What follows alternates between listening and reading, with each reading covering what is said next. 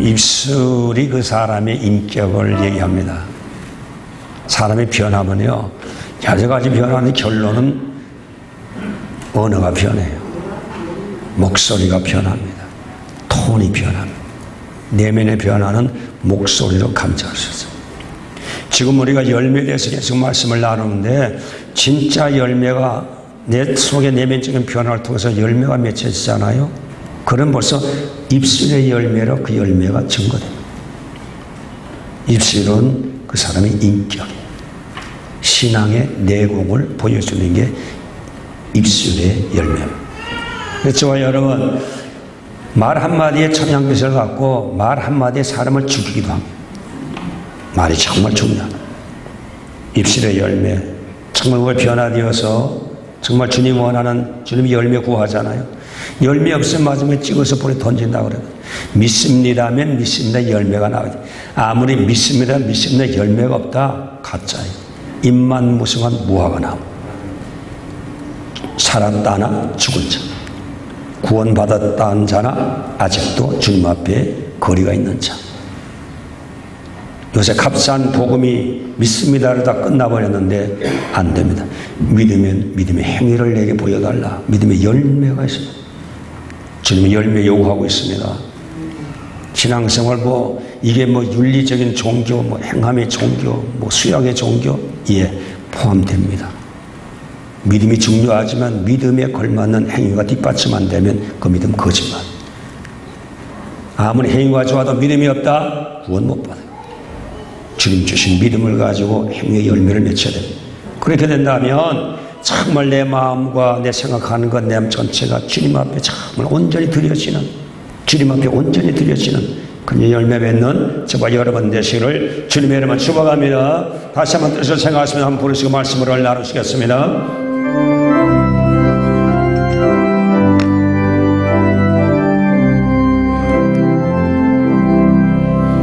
나의 입술의 모든 말과 나의 마음의 묵상이 주께 연락되기를 원하네. 생명의 대신 주 반석의 주 나의 입술의 모든 말과 나의 마음의 묵상이 주께 연락되기를 원하네. 능력의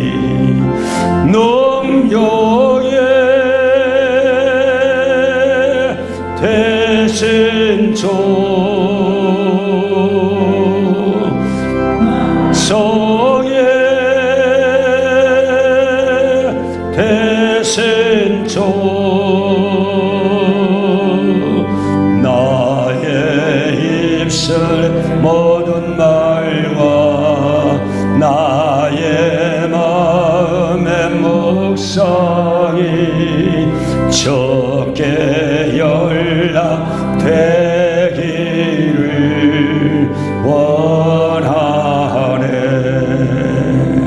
생명의 대신 주 반석의 대신 주 나의 입술 모든 말과 나의 마음 묵상이 주께 연락되기를 원하네.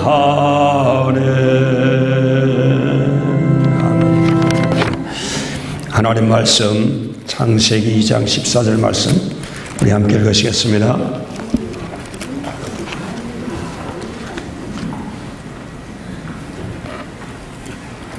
창세기 2장 14절 다 같이 읽으시겠습니다. 셋째 강의 이름은 히데겔이라 아수르 동쪽으로 흘렀으며 넷째 강은 유보라 되더라. 오늘 아침에도 히데겔의 열매란 제목으로 우리 함께 은혜를 나누셨습니다. 저와 여러분, 결실이라는 것이 얼마나 귀중한 단어인지 여러분 생각해 보셨어요? 가을의 농부가 결실을 기다리며 태양볕에 노고를 마다하지 않고 길쌈을 합니다.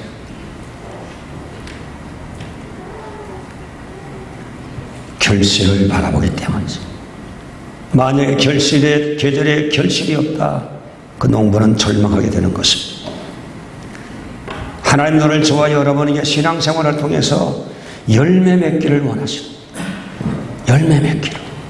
믿음의 열매, 기도의 열매, 행위의 열매, 축복의 열매, 영유의 풍성한 삶의 열매를 하나님께서 거두시기를 원하시는 하나님이신 것입니다. 그래서 하나님이 주시는 히데겔 강의 열매로 에덴 동산이 천국처럼 풍성했고, 과일나무와 채소 맺는 열매를 통해서 아담 하와가 양식을 얻었으며, 강물을 통해서 어족들이 풍성했고, 그 유역을 강유역에는 아름다운 오곡백화로 가득하게 결실을 내게 되었던 것입니다. 오늘 저와 여러분도 하나님의 영광스러운 은혜 가운데 사는 저와 여러분도 영적인 열매를 내놔야 되는 거예요. 은혜의 강물을 마시고 사는 저와 여러분도 역시 히데겔의 강처럼 에덴 동산에 풍성한 열매를 내듯이 저와 여러분도 신앙의 열매를 내놔야 돼요. 먹고 마셨으면 열매를 내놓으셔야 돼요. 그 열매가 갈라디아 5장 22절 23절의 말씀의 열매인 것입니다. 첫째는 사랑의 열매예요. 사랑은 이타적인 열매, 신적인 열매. 그 다음에 희락의 열매요. 이 세상에 기쁨 있고 보람도 있고 성취도 있지만 그걸 넘어 하늘나라의 영원한 성광과 가치를 바라보고 기뻐하는 거예요. 주님이 주시는 신앙의 기쁨이에요. 세상의 기쁨도 있지만 그걸 능가하는 60, 90의 기쁨이 아니라 영원한 기쁨을 누리시는 그 기쁨, 그 열매가 성령을 통해서 우리에게 오게 되는 거예요. 그 다음에 화평의 열매가 있습니다. 편안의 열매요.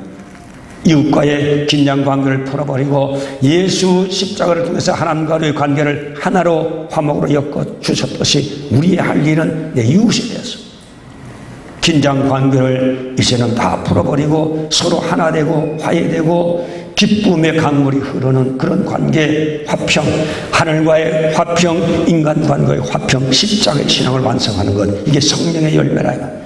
하나님과는 돈독한데 인간관계가 잘못된 사람 많이 있어요. 그 진정한 그리스도인이 아니라. 그 다음에 오래 참음이 있습니다. 하나님의 약속을 끝까지 기다리는 거예요. 아브라함의 약속을 끝까지 기다리지 못하고 하갈을 통해서 이스마엘을 가졌었을 때 중동에 화였고 세계 마지막 아마겟돈을 돈 전쟁을 준비하는 그런 민족으로 지금 준비하고 있는 것입니다. 그 다음에 사랑의, 그 다음에는 여러분 자비의 열매인 것입니다. 자비가 바로 뭐예요? 자비는 긍휼히 여기는 거예요.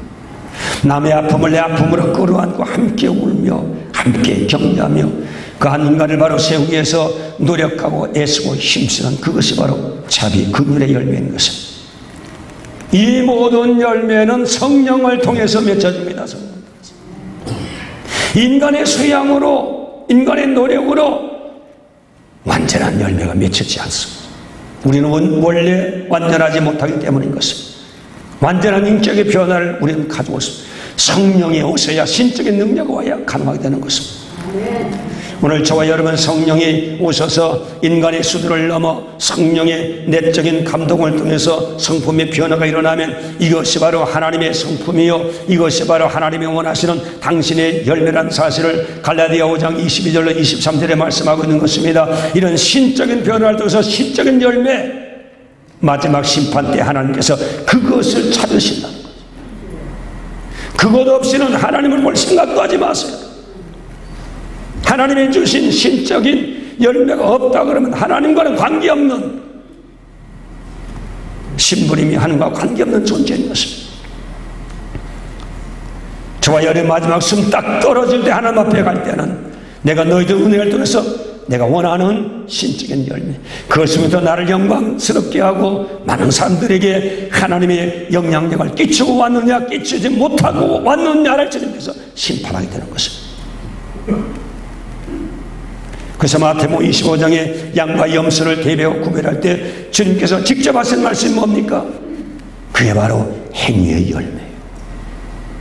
믿음만 가지고 주님께서 구원과 지옥을 결정하신 분이 아니라 믿었으면 믿음의 열매를 가져라. 굶주렸을 때, 힘들었을 때, 실패했을 때, 헐벗을 때 먹이고 입히고 위로해주고 격려해주고, 이 성령의 아름다운 성품의 열매를 가지고 주님 앞에 서게 된다는 사실을 주님께서 말씀해 주셨습니다. 오늘 그러므로 자유인의 본성 그대로 옛날 성질 그대로 한 내 성격이 원래 그래, 그러면서 남에게 상처 주고, 그러면서 주님께 덕도 되지 못하고, 그런 사람의 개독교인이라고 하는 하나님의 피 주고 사신 교회에 모독을 끼치는 그런 행위를 하면서도 교회에 출입하며 난 구원 얻은 자로 생각하는 것은 이건 착각이고 망상에 불과한 것입니다. 주님과 관계없어요. 믿었으면 변화가 와야 되는 거예요. 옛날에 사람들을 대적하고 괴롭히고 사람들을 안녕을 무너뜨리고 사람들에게 정말 피해를 줬던 그런 사람도 이제는 예수가 와서 그 성격이 변화돼요. 사람들에게 유익을 끼치고 사람에게 선한 영향력을 끼치는, 옛날 성격 그대로 신앙 공동체를 불협화음을 만들고 파열음을 만들어내던 그 못된 성격을 주님의 은혜가 와서 고치고 덕을 세우고 사람들에게 좋은 영향력을 끼치는 성품의 변화가 없다 그러면 우리 주님하고 관계없는 자인 것입니다.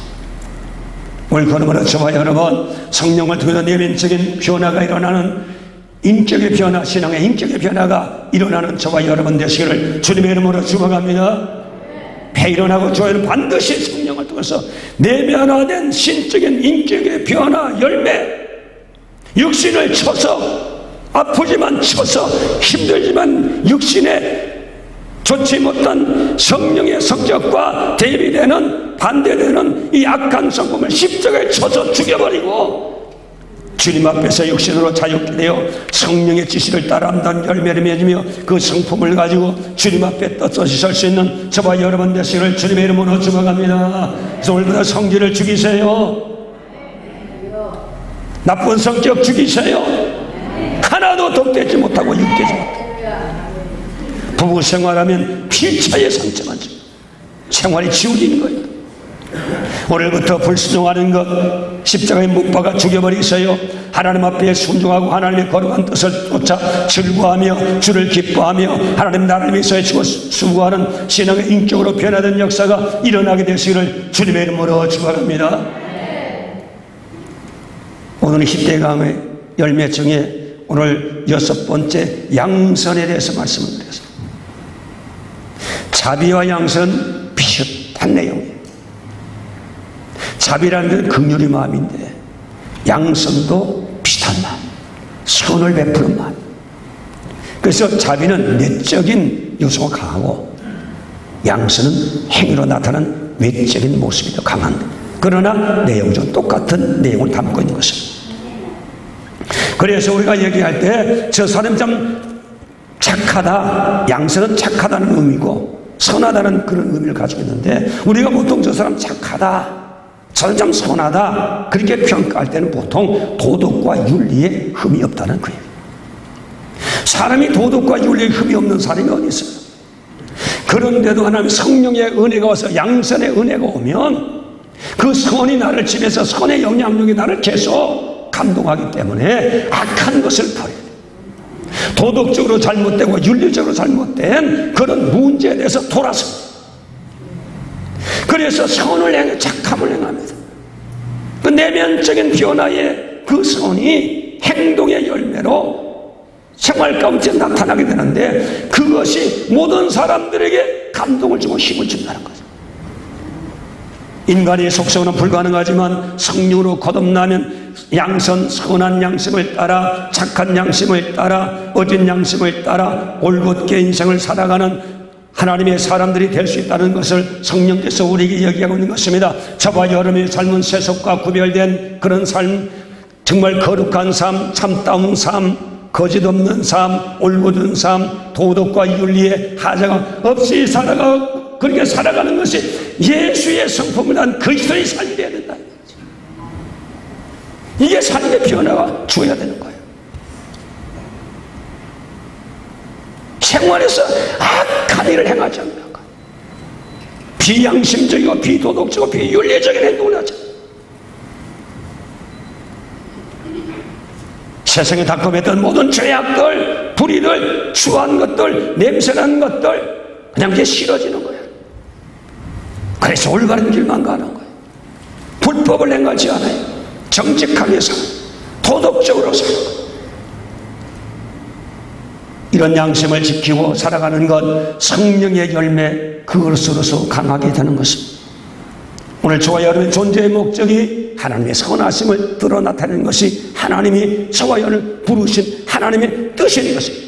세상 수단 방법으로 윤리도 없고 정의도 없고 거룩함도 없고 올바름도 없이 내 인간의 어떤 목적을 위해서 어떤 내 인간의 수단 방법을 가지고 내 의도를 달성하기 위해서 그렇게 무자비하게 살아가는 것 하나님은 원치 않는다. 마태복음 5장 14절 말씀 가보니까 이런 말씀이 나와 있습니다. 너는 세상의 빛이라 산 위에 있는 동네가 숨기지 못할 것이요 사람의 등불을 켜서 말 아래 두지 아니하고 등경 위에 두나니 이러므로 집안 모든 사람들에게 비치게 하여 그들로 너의 착한 행실을 보고 하늘에 계신 너의 아버지께 영광을 돌리게 하라. 빛이 있는데 그것은 등경 위에 두지 말 아래 갖춰져 있는 빛이 통과하지 못한 통 속에 두어두는 법이 없는 것이다. 이게 빛은 등경 위에 둬서 등상에 둬서 온 방을 비추기 위해서 그래서 그 어둠을 이기고 밝은 데서 생활하도록 유쾌하게 생활하도록 하는 것이 빛의 역할인데 그 빛은 바로 뭐냐? 너의 착한 행실을 가지고 이 혼탁한 이 세상에 오염된 이 정신적인 고통 가운데 살아가는 사람들에게 밝은 빛을 통해서 희망을 주고 소망을 주고 기쁨을 주는 착한 행실을 통해서 그래서 저 사람은 예수 믿는 사람들이 그렇게 살아간다고 하는 그런 영향력을 끼치며 살아가는 빛된 생활을 하는 것이 하나님의 뜻인데 왜 그렇게 하느냐? 그것은 그것을 통해서 내가 영광을 받기 때문이다.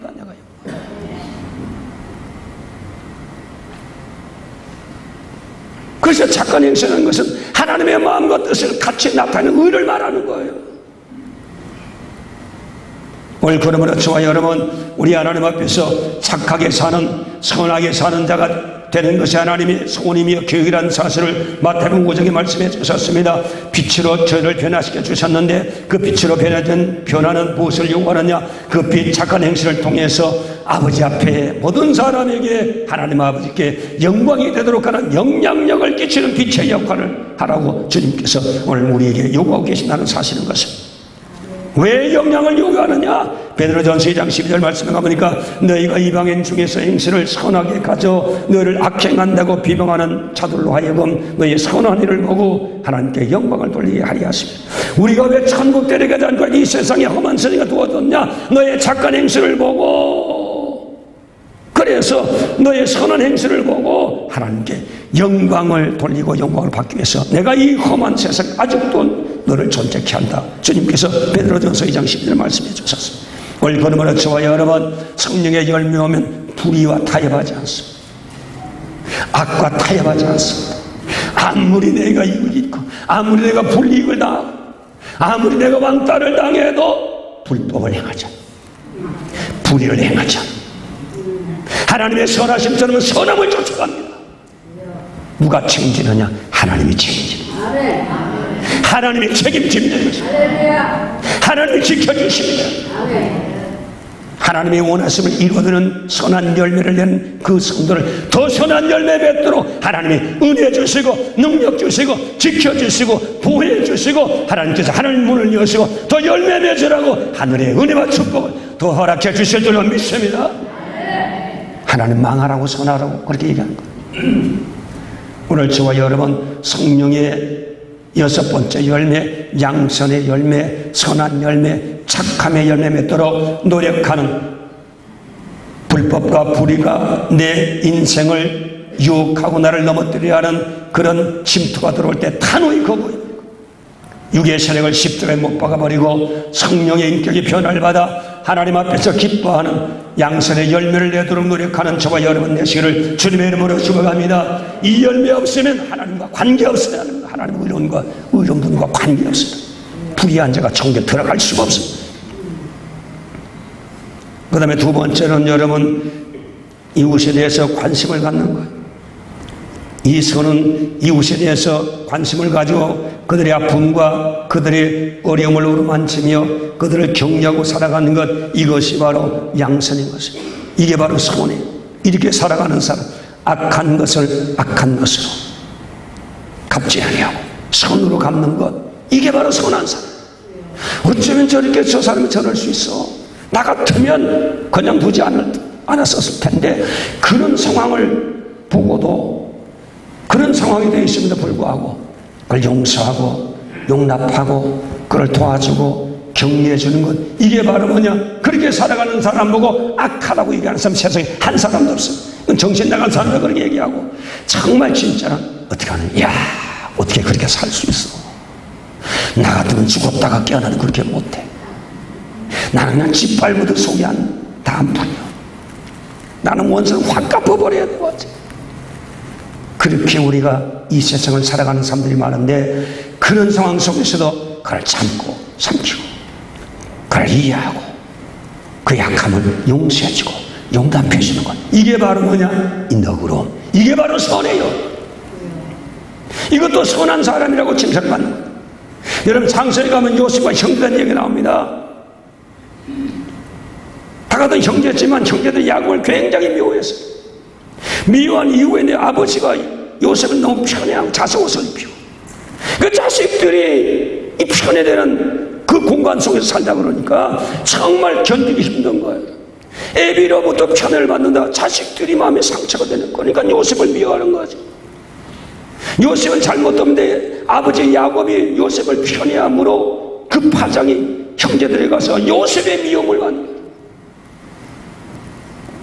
자식도 보면요, 다 똑같다고 하는 사람 다 거짓말해요. 아, 똑같이 다 사랑해, 똑같이 다 좋아해. 다 거짓말이에요. 보면요, 그래도 마음이 조금 더 가는 놈이 있고 덜 가는 놈이 있어요. 말을 안 할 뿐이지. 그러다 그래서 여러분 걸 노골적으로 표시해보면 자식들이 상처받아요. 야곱의 가정에 비극이 일어납니다. 다 아버지 어머니 하지만 속으로는요, 너무 편애하는 자식에 대해서는 형제들이 은근히 시기하고 미워. 걔들도 노골적으로 얘기하는 거 은근히 미워하고 시기하. 편애 때문에 형제 속에서 이 알록이 심해요. 그 다음에 요셉의 영적인 탕월성입니다. 미래에 대한 환상을 보고 아버지도 엄마도 형제도 마지막에 나한테 다 와서 굽부리고 절할 거야. 아마 내가 대단한 권세를 가지고 아버지 어머니까지도 내가 지배하고 다시는 그런 정말 운명이 될지도 몰라. 뭐 이런 이야기를 자신 만나라 얘기하니까 그러자다 뮤트리 박혔네. 건방진 소리 하니까 더 미워지는 거죠. 아버지 엄마가 어떻게 너한테 절하면서 인생 밥 얻어먹고 살겠냐? 내가 너한테 절하면서 구걸하면서 인생 살아야 되느냐? 아, 그럼 자존심 상하니까 더 미워하게 되는 거예요. 그 다음에 더 미워한 것은 요셉이 형제들의 불의를 아버지에게 고자질하더라는 소리 맞습니다. 아버지가 귀신같이 형제 잘못한 거 다 알아가지고 불러다가 야단하고 때리는 거야. 그러니까 이 형제들이 이게 누가 이 고자질했나 기도새도 모르는 것 같은데, 알고 보니까 요셉이 같은 고자질다. 그러니까 여러분, 이건 정말 눈에 그냥 티에 그냥 미워서 못 견내는 거.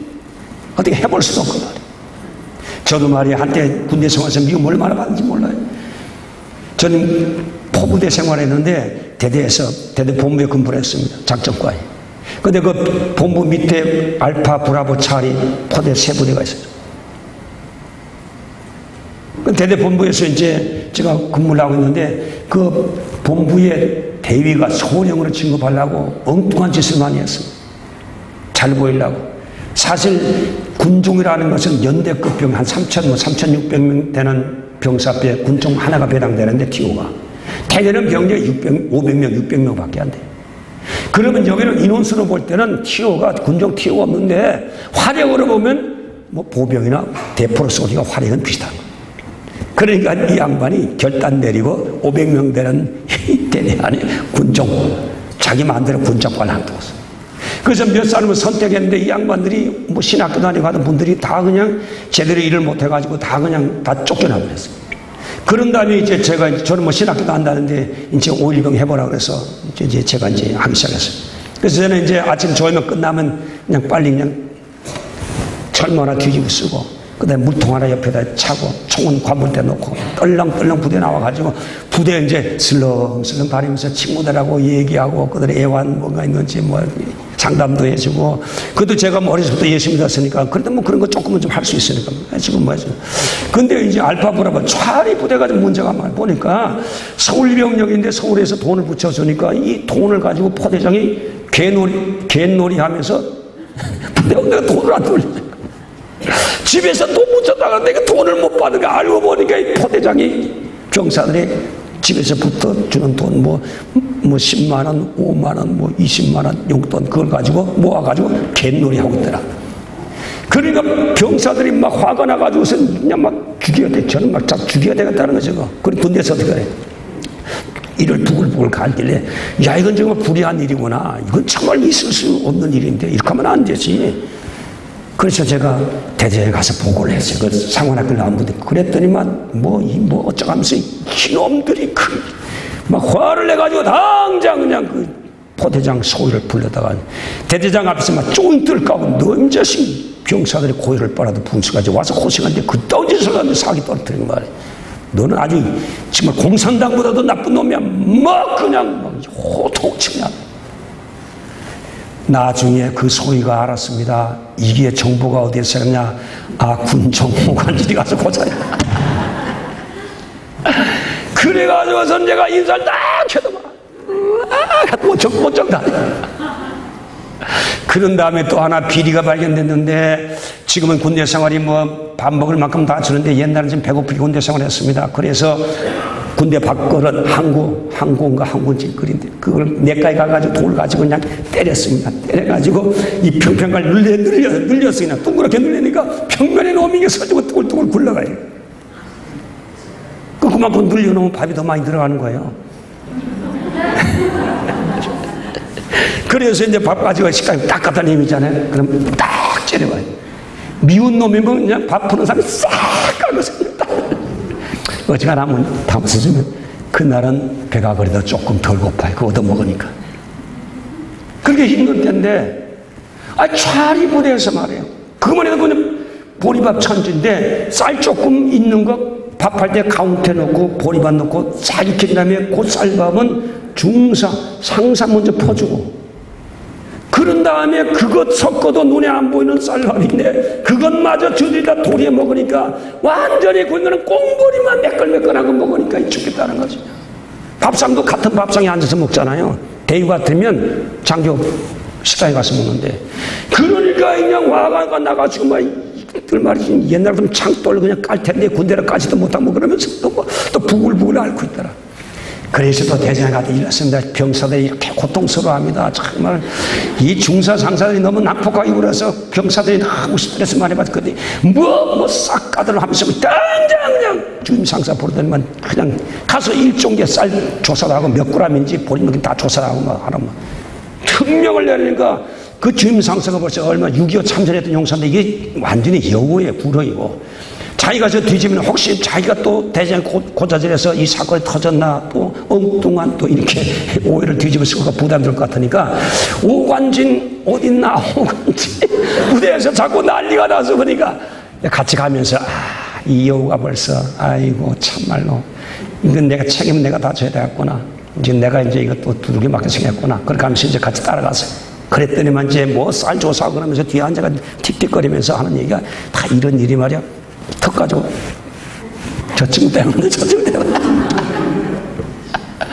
한때 정말 제가 군대 생활 참 힘들게 했어요. 그래서 사병들은 내 완영인데 소위 상사들 고자질했어. 하마터면 제대 말년에 정말 죽었다 복창할 일이 생겼는데 하나님 보호해서 겨우 제가 편안하게 군대 생활 마치고 돌아왔습니다. 나를 아주 잡으려고 작정을 해서 아주 말이에요. 그래서 애굽에 팔려가는데 요셉이 얼마나 억울합니까? 가서 고생스럽지요. 죽을 곳은 고비를 넘겼지요. 더러운 오이도 많이 받았지요. 모함도 받았지요. 감옥에 끌려가서 숨막히는 생활했지요. 정말로 희망이 없는 감옥 속에 갇혀서 인생이 이제 이렇게 정말 시간을 낭비하며 썩어져 가는데, 그때 하나님께서 요셉을 구원하기 위해서 바로 왕에게 꿈을 보여주잖아요. 7년 동안에 곡식이 팍 있더니 그 다음에 7년 후에 나오는 곡식은 파랗게 말랐는데 살찐 곡식을 다 잡아먹으라. 야, 이상하구나.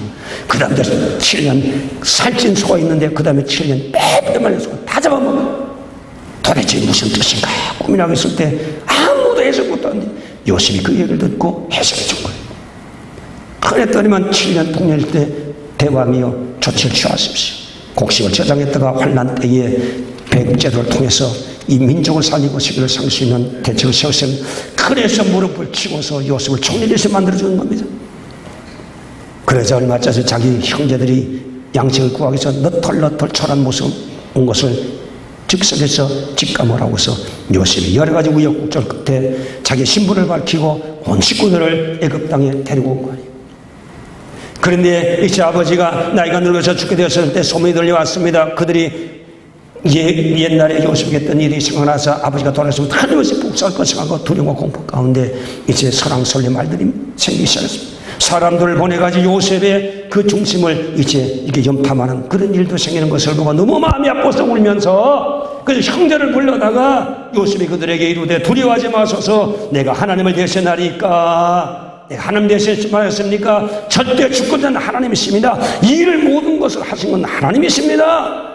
당신은 나를 헤아리려 하였으나 하나님 것을 선으로 바꾸사 오늘과 같이 많은 백성의 생명을 구원하게 하셨습니다. 절대 주권자가 하나님의 뜻과 계획을 가지고 경륜을 가지고 나를 애굽에 보낸 겁니다. 형들이 팔았지만 실상 그 배후에는 하나님이 이때를 위해서 하나님께서 하신 일이십니다. 그러므로 형제들이여 두려워하지 마소서. 하나님이 하신 일입니다. 나는 전능자가 아닙니다. 절대자가 아닙니다. 나는 당신이 한 일에 대해 심판할 권리가 없습니다. 나를 고통 가운데 빠뜨렸던 것은 나를 교육하는 교육의 과정으로 하나님께서 훈련 과정으로 삼은 것뿐입니다. 그래서 모든 것을 합력해 선을 이루어주지 않았습니까? 그러므로 염려하지 마십시오. 당신들 두려워하지 마십시오. 보복하지 않습니다. 하나님이 하신 일입니다. 그리고 당신과 당신의 자녀들을 내가 지키고 길러줄 것입니다. 염려하지 마십시오. 그래서 형제들의 죄를 용서할 뿐만 아니라 그의 후손까지 지키고 기르고 담보하는 책임을 지는 요셉이 될 수 있었던 것은 그 악을 악으로 갚지 않고 악을 선으로 갚고, 그래서 이제 상대방에 대해서 정말 너그러운 마음을 가지고 받아주는 그 마음, 그게 바로 선한 마음이에요.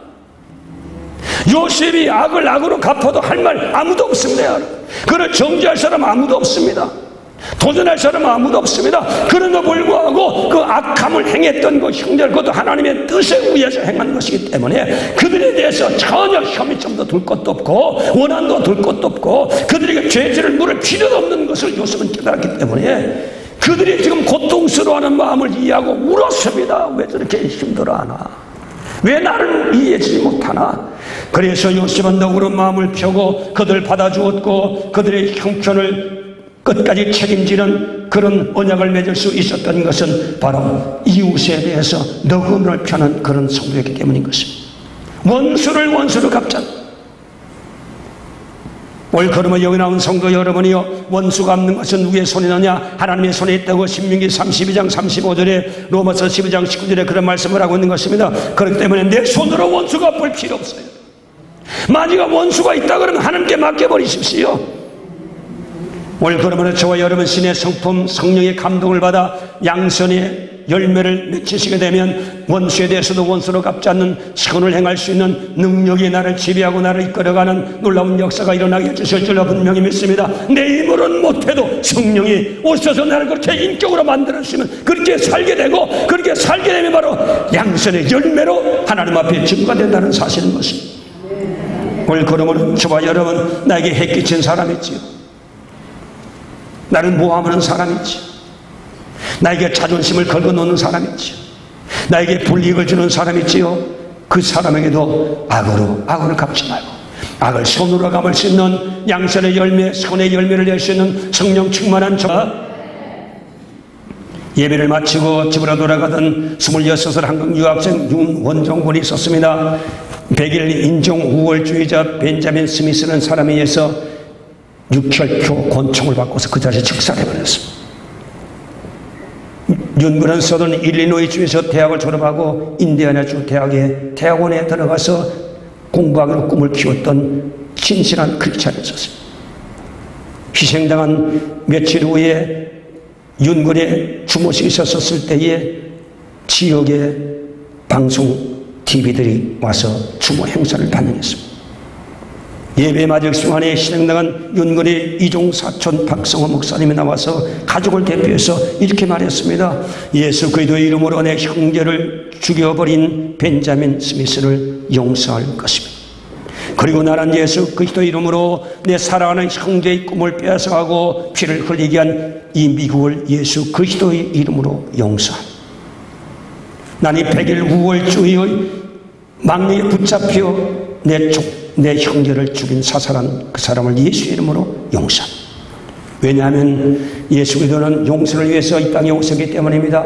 우리 가정은 예수 그리스도를 구주와 주인으로 믿는 사람들입니다. 박 목사님이 가족을 대표한 인사의 말씀을 전한 그 순간 전 미국이 전율하며 충격에 빠졌다는 보도가 있는 것입니다. 원수를 원수로 갚지 않는 그 선한 마음. 어떻게 저런 마음을 가지고 어떻게 저런 선한 착한 마음을 가졌을까? 거기에 충격을 받았다는 거예요.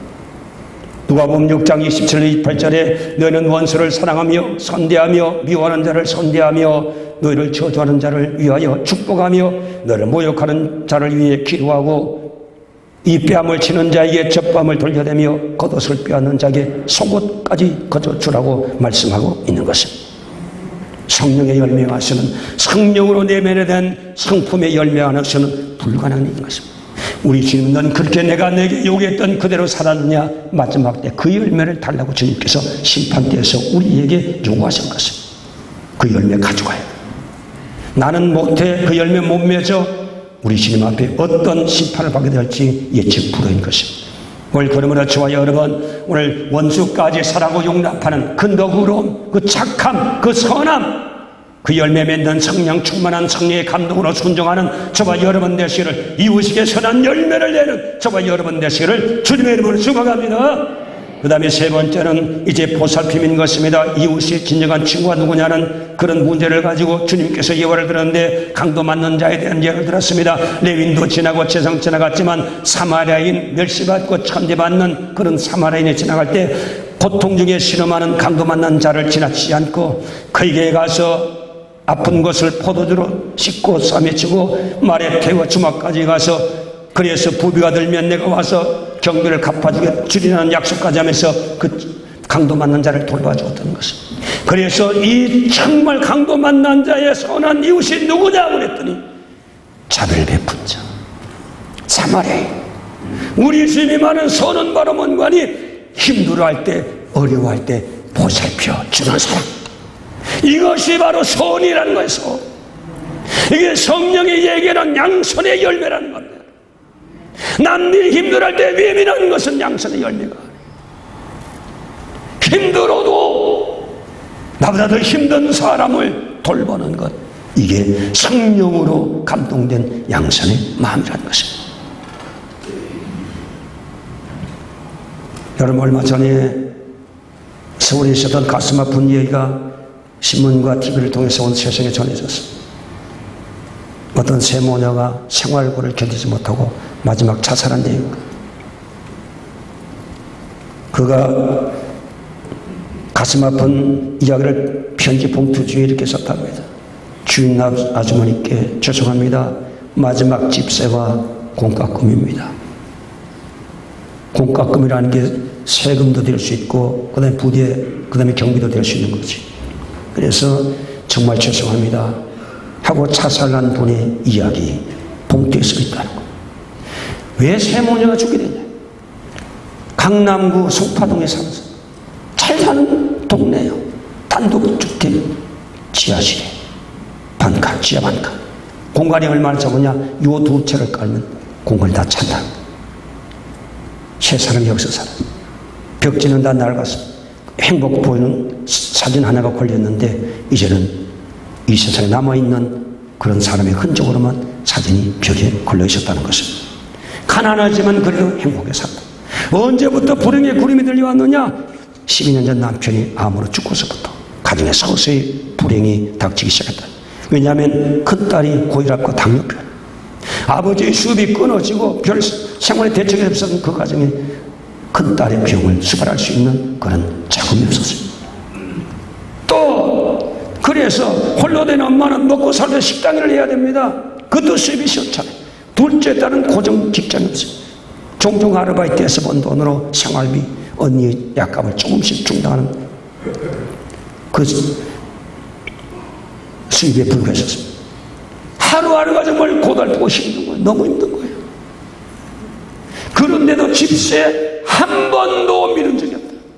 약값 때문에, 생활비 때문에 한 번도 미룬 적이 없다. 월 38만 원, 매달 공과금 20만 원, 58만 원. 이들은 만만치 않은 돈이고 만만치 않은. 그런데 한 달 전에 문제가 생겼다는 거예요. 식당 일을 마치고 돌아온 어머니가 그만 넘어져서 크게 다쳤다. 결국 식당 일을 그만두니까 그나마도 막일하던 수입의 고정 수입이 끊어져 버린 거예요. 막다른 골목에 처한 거죠. 방법이 없어요. 길이 보이지 않는 거예요. 설상가상으로 집세가 20만 원으로 오른다는 통보까지 받은 상태였었어요. 결국 그들이 결론 내린 게 뭐예요? 지금 38만 원도 월세를 못 내도 20만 원 가중이 되면 더 낼 수 없고 수입이 그만큼 증가되는데 증가될 상황은 아니고 오히려 마이너스 돌아서 버렸죠. 그들이 방법이 없어. 그래서 그들이 결론 내린 게 뭐예요? 함께 죽자. 극단적인 선택밖에 없었다는 거죠. 일주일 동안 방 안에 TV 소리만 들렸는데 인기척이 없어서 주인이 경찰이 의심하고 방문을 열어보니까 이미 새 모녀는 싸늘한 시체로 얼마나 단단하게 준비했던지 청테이프를 사다가 창문마다 다 붙이고 그 다음에 방에 번개탄을 피워놓고서 거기서 질식해 주고 자기 기르던 고양이도 그 옆에서 질식해 주고 있었다는 것입니다. 얼마나 힘들었으면 이런 극단적인 선택. 거기에 잘 나는 사람 없고 잘 먹어서 살 빼기 위해서 고민하는 사람도 많았고 얼굴에 기름진 사람도 많았고 가족끼리 모여서 여행 다니고 신앙 나간 사람들이 줄비하게 많았지만 고통 중에 극단적인 죽음을 선택할 수밖에 없는 숨막히는 삶을 살아가는 사람에서는 모두 외면하고 있었다. 그래서 가난하게 살겠지 그 정도로만 생각하고 있었다. 그렇게 심각한 고통 가운데 죽음까지 생각하는 이 세 모녀의 가슴 아픈 인생의 절망을 헤아려 보는 사람은 한 사람도 없었다는 것입니다. 이게 현실이에요. 오늘 우리 주변에도 우리의 도움을 기다리는 사람들이 많아요. 나도 어렵지만 나보다 더 어려운 사람, 나도 힘들지만 나보다 더 힘든 사람 우리 주변에 많이 있습니다. 나는 돈이 없으니까, 나는 여유가 없으니까. 아니요, 나보다 더 못한 사람이 있어요. 이 상포구에 잘 나가는 사람들 중에도 보니까 단칸 지하 쇠방에서 죽음을 선택할 수밖에 없는 힘든 삶을 살아간 사람이 있었다. 안 보이는 것 같지만 우리 주변에 있어요. 누가 선한 사마리아인이 되겠습니까? 누가 선한 양심, 양선의 열매를 가지고 우리 하나님이 기뻐하는 일을 이 세상에 이루면서 하나님의 영광이 되는 삶을 살아갈 사람이 오늘 누가 되겠습니까? 저와 여러분이 되어야 되는 거예요. 양선은 바로 올곧게 악하게 살지 않고 의롭게 도덕과 윤리에 흠없이 올곧게 살아가는 거예요. 그 다음에는 원수지만 그것을 용납하고 용서해주고 환영하고 돌보는 것, 그게 바로 선이에요. 그 다음에 어떻게 서냐? 정말로 도움이 필요한 사람에게 도움을 주는 것. 그래서 초대교회가 힘들지만 물건을 팔아먹는 사람이 나누어주니까 어떻게 됐습니까? 그렇게 되면 어떻게 됐습니까? 교회가 점점 부흥하는, 그 좋은 소문을 통해서 교회가 부흥하는 촉매제가 되었던 것입니다. 오늘 여기 나온 성도 여러분이요, 오늘 이 시간 마태복음 25장에도 양과 염소를 구별할 때 열매 가지고 구별했다는 사실을 알고 믿습니다 말은 끝나지 말고 믿음의 열매를 맺기 위해서 노력하는 저와 여러분 되시기를 주님의 이름으로 축복합니다. 주님의 이름으로 축복합니다. 선행을 힘쓰는 저와 여러분 되시기를 주님의 이름으로 축복합니다. 선행이 없으면 주님과 관계없습니다. 주님은 선하신 분이기 때문에 악함을 가지고 주님 옆에 갈 수도 없고 어림도 없습니다. 선한 열매를 가지고 하나님 앞에 영광 돌리는 양선의 열매로 영광을 돌리는 저와 여러분 되시기를 주님의 이름으로 축복합니다. 기도합시다. 살아계신 하나님 아버지여, 오늘도 성령의 열매 중에 양선의 열매를 서로 나누었습니다.